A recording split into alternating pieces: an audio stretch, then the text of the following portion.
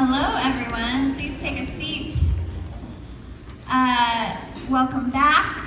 For a little less than an hour, we're going to explore the power of intergenerational approaches to community uplift with a truly powerful group of people doing this work all over the country and experiencing this work all over the country.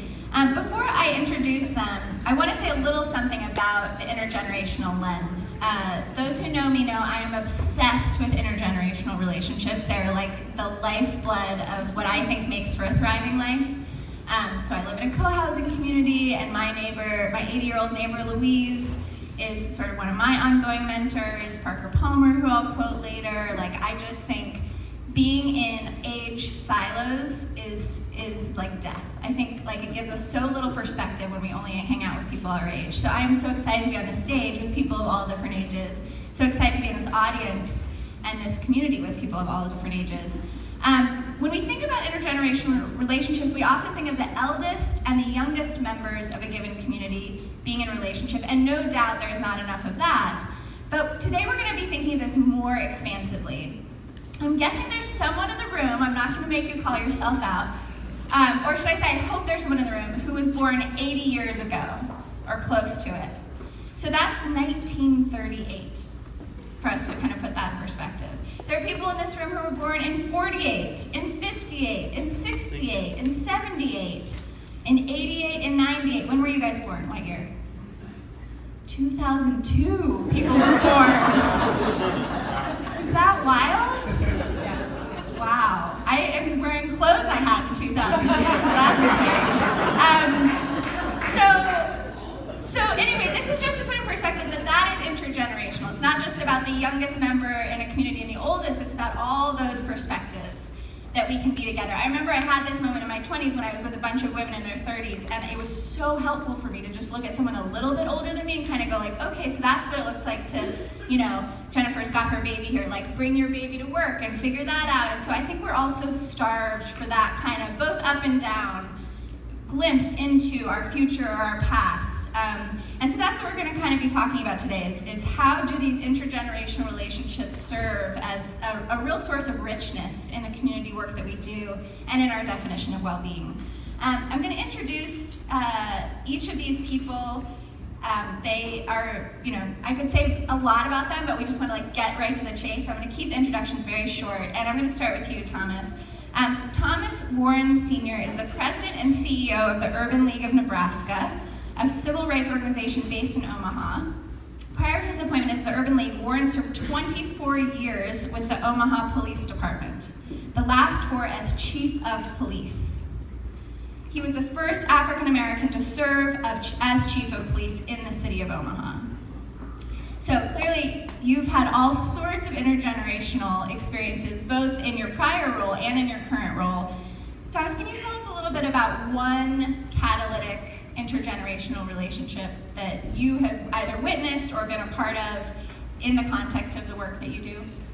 Yes, thank you, Courtney, and honored to be here amongst the distinguished panelists as well as the distinguished attendees. A little bit about the city of Omaha.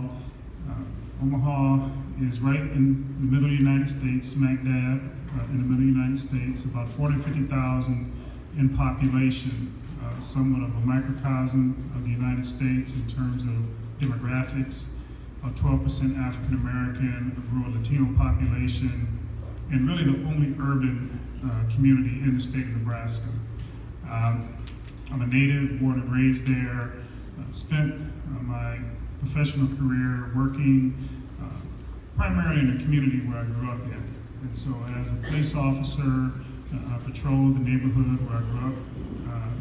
Worked my way up through the ranks of the Omaha Police Department as precinct commander, served in the same community, and currently at the Urban League of Nebraska, I work, our affiliate is located in the geographic area where I grew up. And so I've served our community in a couple of different capacities, of course, in law enforcement, as well as now in my current capacity at the Urban League of Nebraska. And we are a service provider, and so we work in education, youth development, employment and career services, and the reason I'm here today, we do some work in juvenile justice reform.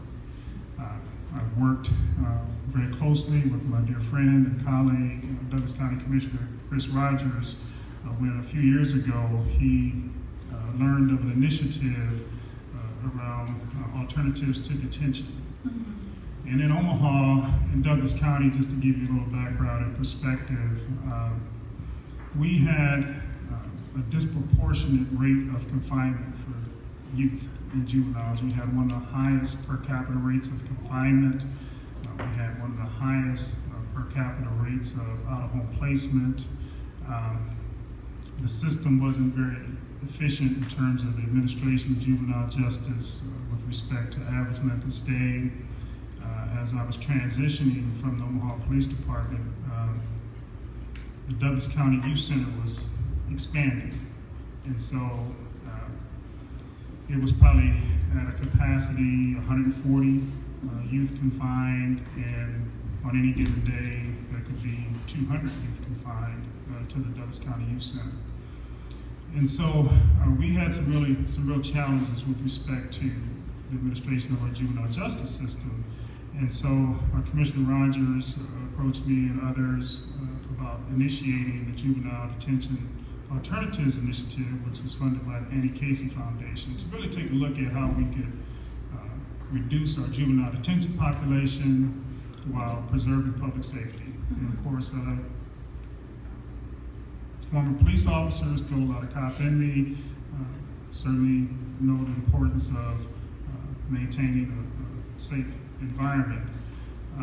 And so when we looked at this initiative, we recognized that Douglas County, in my estimation, we had a tendency to rely too much on confinement as an alternative, or as a disposition. And can I ask one quick clarification? When you say confinement, does that mean solitary confinement, or just means confinement writ large? Detained. Okay. That just means just behind, youth are in some sort in a of facility. Okay. Youth are in a facility, and so, in my estimation, we had viable options, and so utilizing this initiative, it gave us a framework, relying heavily on data, looking at alternatives to confinement. When we assessed the detention population of the 140 youth who were confined, we found that up to 40%, if we had a viable alternative, would not be confined. And we know that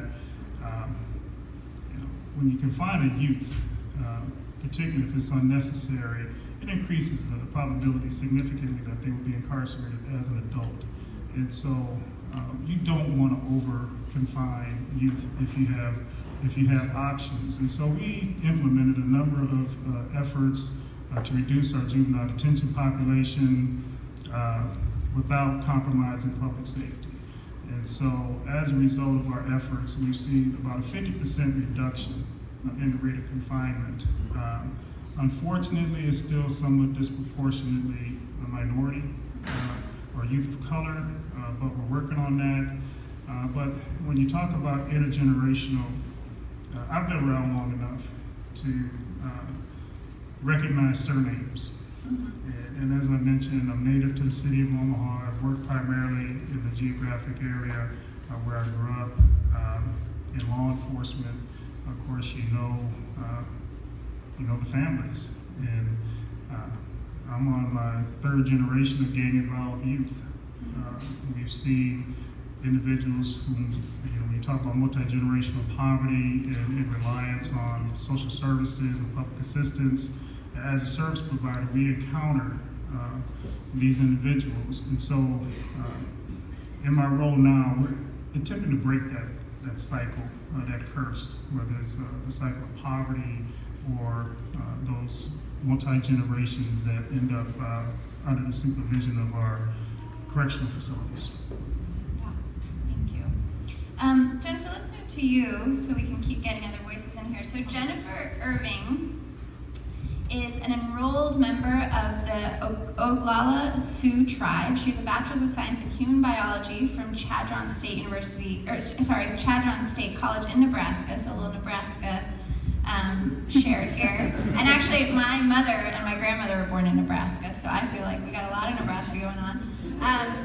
She received her master's in public health and community health education from the University of Minnesota, and in 2007, she relocated back to the Northern Plains, with majority of her work was in maternal and child health at the Northern Plains Tribal Epidemiology Center of the Great Plains Tribal Chairman's Health Board. So an expert on many things, especially epidemiology, as it relates to some of this conversation.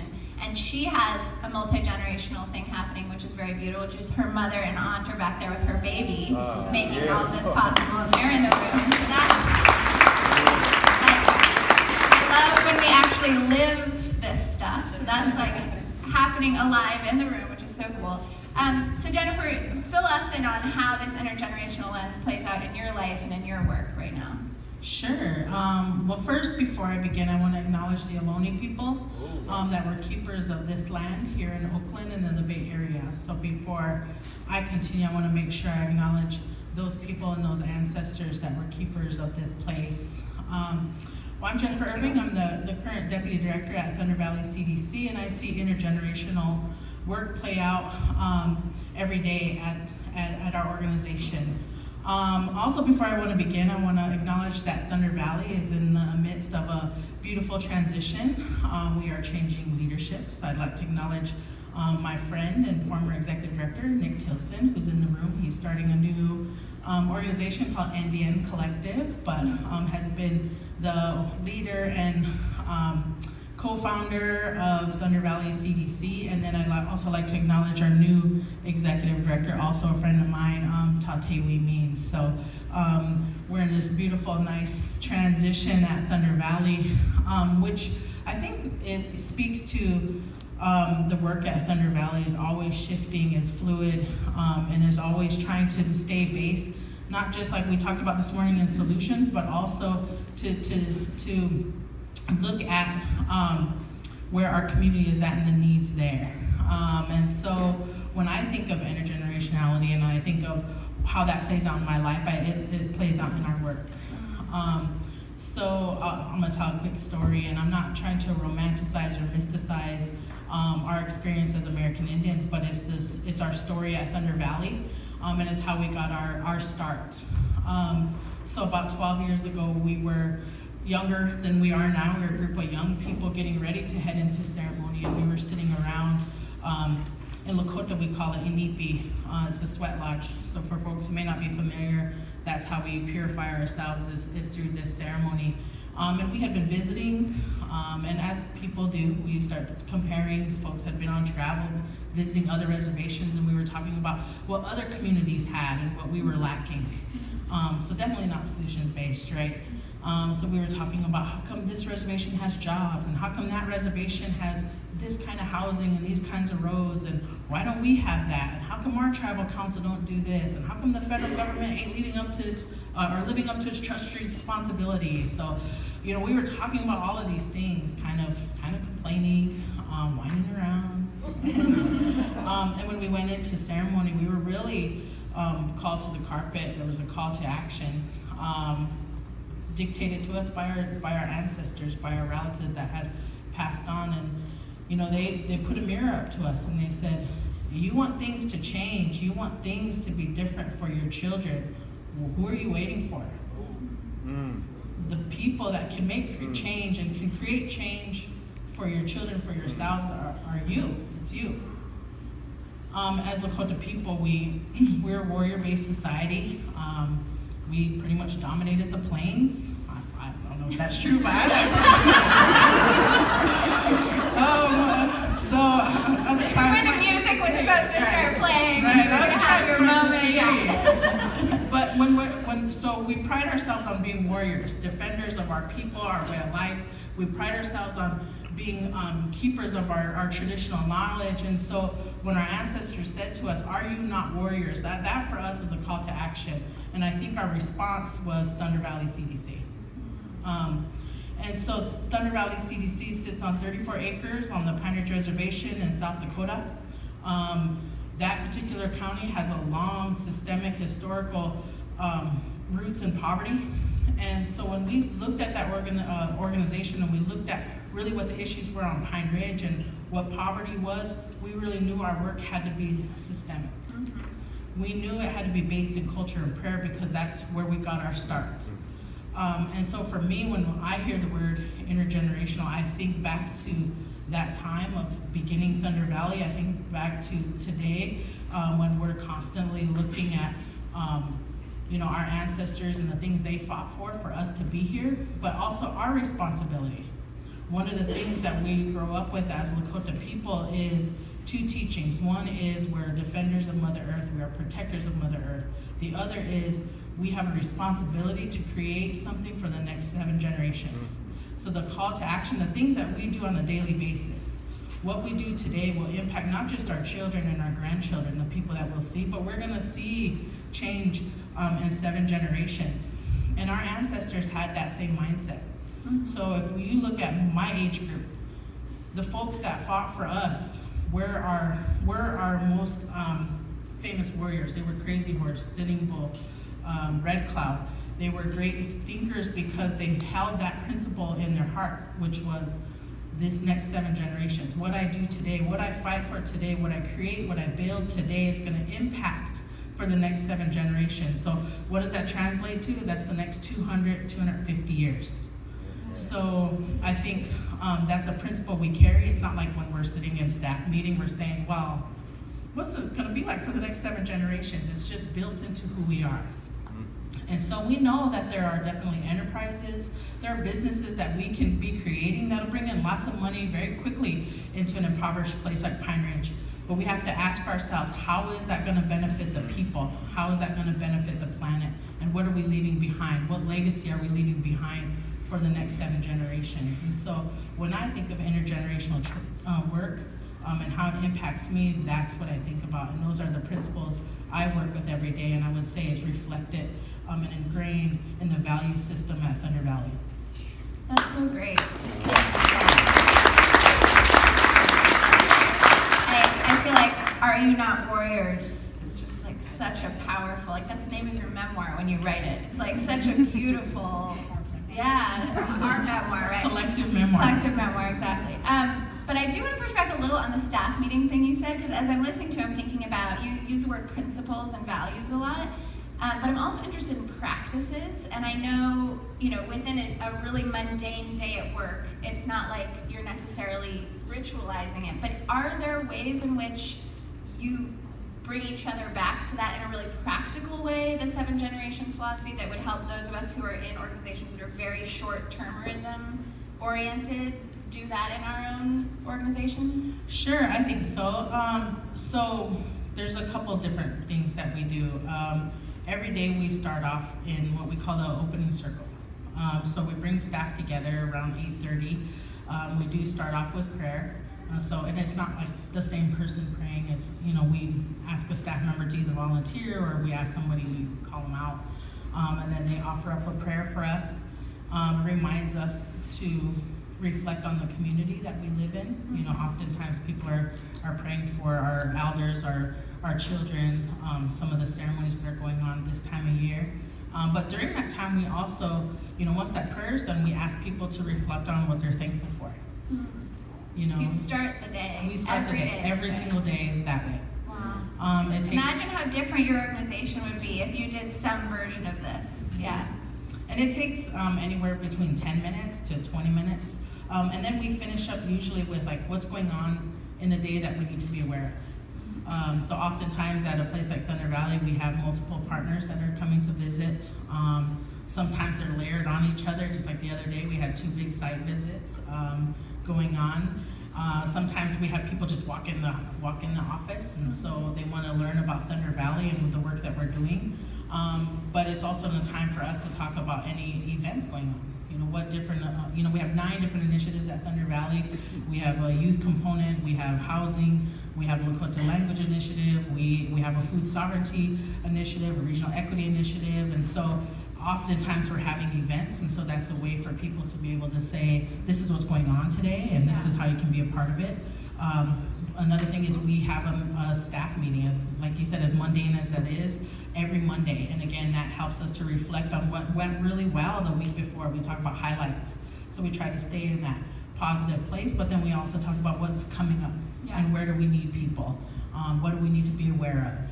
what funder might be coming that week, but again, what events are coming, and then what are big things that folks are working on. So in 1 week, last week we had 2 really big events. We had our first 2 families close on their homes in Thunder Valley. And so these were folks that had worked on getting a home for nearly 5 years. You know, they started out, needed to be credit ready, and so we had staff that had worked with them almost on a monthly basis, sometimes on a weekly basis, to get them, you know, ready to move into their homes. And these are members of the community. And then we also had our food sovereignty get their certification to become egg handlers. So those are 2 big highlights. Definitely lots of work behind, but it gives us a chance for us to celebrate as a staff the things that are going on, but also to highlight what's going on in the community. So I would say those are ways that we try to connect the work and try to stay connected, because it's easy for us in 9 different initiatives to get siloed off. Right. But that morning check-in, that staff meeting, I think kind of blends ways that we can all work together. Yeah. And I would say, and I would say our staff is multi-talented. So we have folks that might be working in workforce development that know a lot about food sovereignty and know a lot about farming and eggs and chickens and bees, and then can walk out and help on the construction side of the homes. Yeah. So we worked really hard to not silo off in that way, and to make our work holistic and comprehensive. That's great, thank you so much.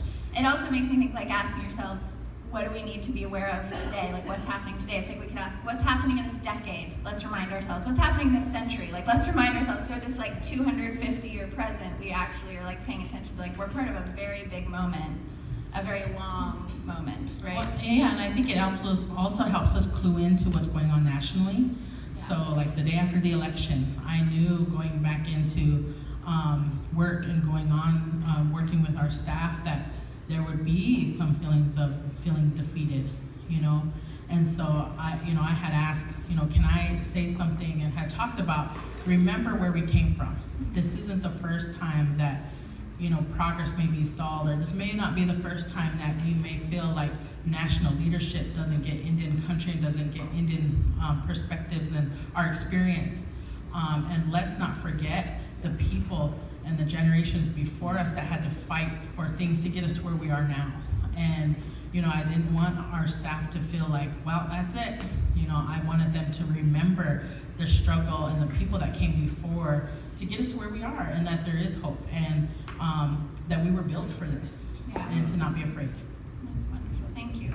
So to my right here, now we get to hear from some of our youngest, now we've got some really young folks in here, which is awesome, but some of our younger people here. About 30 miles from Utah's state capital, Salt Lake City, is Clearfield, where these 3 amazing humans are advancing the mental well-being of their community. Suicide prevention is the #1 health priority in their county and is the leading cause of death in Utah youth ages 10 to 17. Their work on a new Latino advisory council is informing the existing prevention and access to services coalitions. So I'm going to introduce all 3 of them, and then we're going to get them all speaking. Bree Soyufua did I do pretty good? Yeah, I did all right, is going into 11th grade this fall, and she loves the open perspective that her half Samoan culture gives her, which we'll talk a little bit about, hopefully. She plans to attend Weber State University when she graduates, so she's the one at the end there. Martin Farfan, who's right here next to me, is also going into the 11th grade and is interested in studying physics in college. He enjoys music and making people smile. Great skills to have in this crew today. And between them is Zuri Garcia, an extension assistant professor at Utah State University. She serves Davis County youth and families via the 4-H program and loves to empower youth through her programs. So maybe, Bree, do you mind if we start with you, talking a little bit about an intergenerational relationship that has shaped you and sort of given you some sense of how important those kinds of relationships can be? Okay, so I'm going to talk about probably my relationship with my older brother. I'm the youngest, and my next oldest sibling is almost 8 years old, or 8 years older than me. He's going to turn 23, and I'm only 15, so I never really had people in my family like that were my age or younger. I was always around adults, so I had to learn to be able to reason with adults, be around adults a lot, and just become friends with adults. That was all I knew growing up. And my brother has, me and him love talking to each other. We're like best friends, and I see his perspective from, a really open place, and he sees mine as well. I live in a, kind of a different time, it's changed a lot since he's been in high school. And I think intergenerational relationships is so important because I've learned so much from him and he's learned so much from me, but we do have, you know, a pretty big age gap. And I think just being open with people and thinking, oh, just because they're younger doesn't mean that they don't know anything is not a good mindset. We have to just think of youth as, you know, they've had different experiences, I've had different experiences, but we can all learn from each other. That's great. And Bree, you were saying earlier that sometimes you guys will like actually debate, like have political debates and see things differently. Can you talk about that a little bit? Yeah. So my family loves politics and it can get heated in my house, which is awesome but awful at the same time. And my brother, his name is Josh, so I'll just call him Josh. Me and him, we love just like, oh, did you hear about that article? You know, did you hear about this? Or today this happened at school with my teacher. And, you know, we will learn a lot from each other and we'll agree, but sometimes we won't. But like, we won't, I've been trying lately to not make it as confrontational. I feel like it doesn't need to always be like that slide earlier. The difference between like a debate and a discussion, it doesn't always need to be a debate. Like, it's just about being open, and I think I've learned that as well within my family. Like, my mom is, you know, she's 50 years old, you know, so she has different point of views, but it's like so awesome because she loves to hear what I have to say, and so like making that conversation just easier and more open and less debating and more just talking can make it like way more peaceful and meaningful. That's great.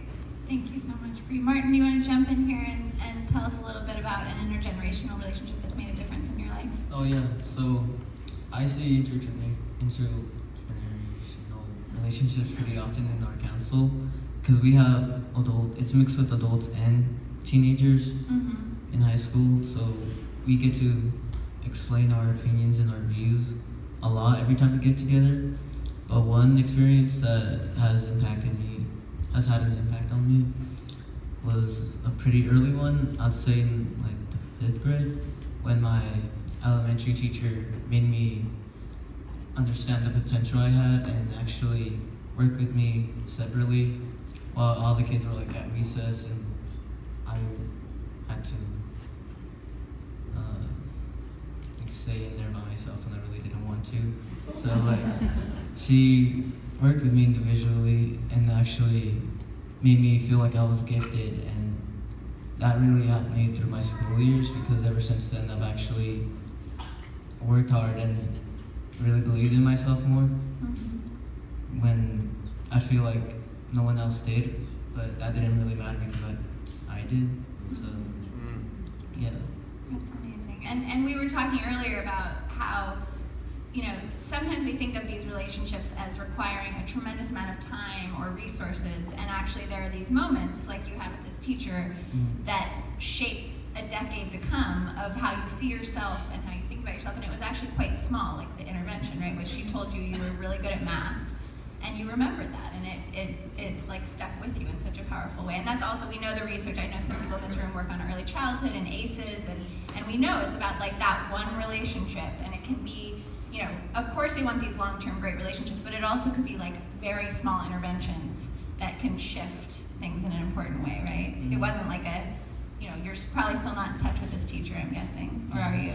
Kind of. I'm like yeah? really good friends with her youngest son. Oh, that's cool. So, yeah. So it's all part of that community, and maybe now you can play a role with him too, which is a cool way to keep paying back. So Zuri, will you jump in here? And I'm especially interested in hearing about how your organization operationalizes this intelligence about intergenerational relationships, and also like what does this have to do with suicide prevention? I mean, I think all of us could sort of intuit, but tell us more about like why that is so key to what you all are doing.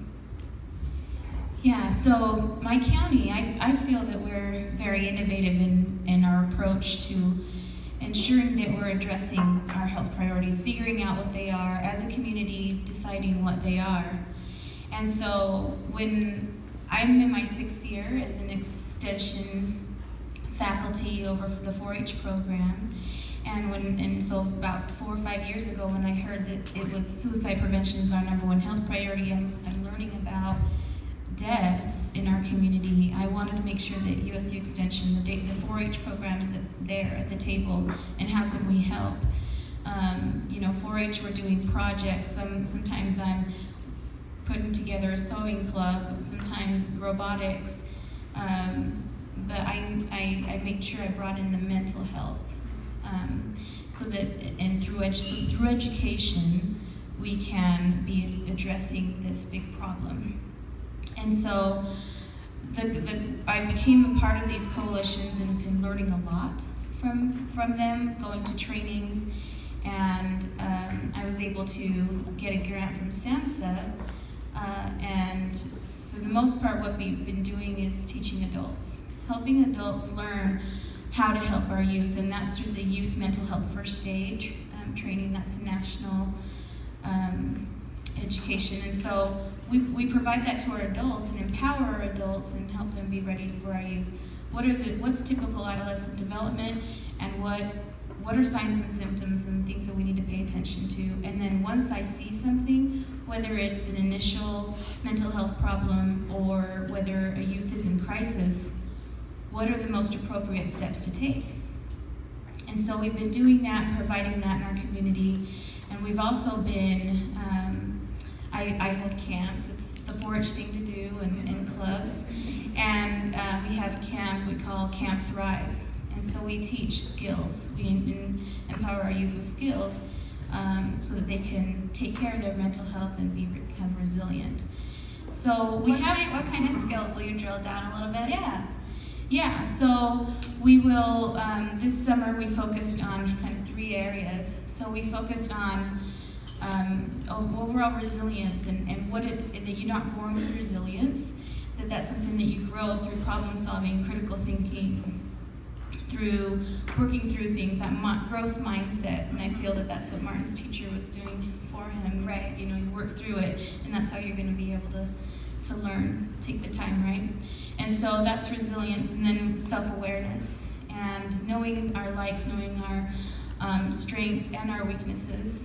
And another area was social connections and how connecting to others, and that's very, very important to help us be healthy. And so we provide this education, and we have things that are going on.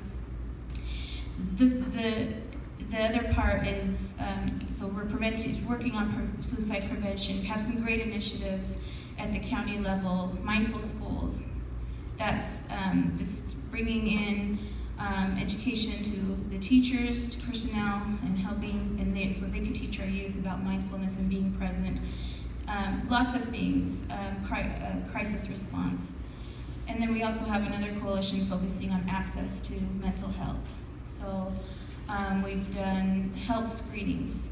So these are examples of things that are happening that are really, really good things. That's great. Now, what we're trying to do with this council, though, is to make sure that we're engaging the Latino community and our underserved audiences. And so that's what it's really doing.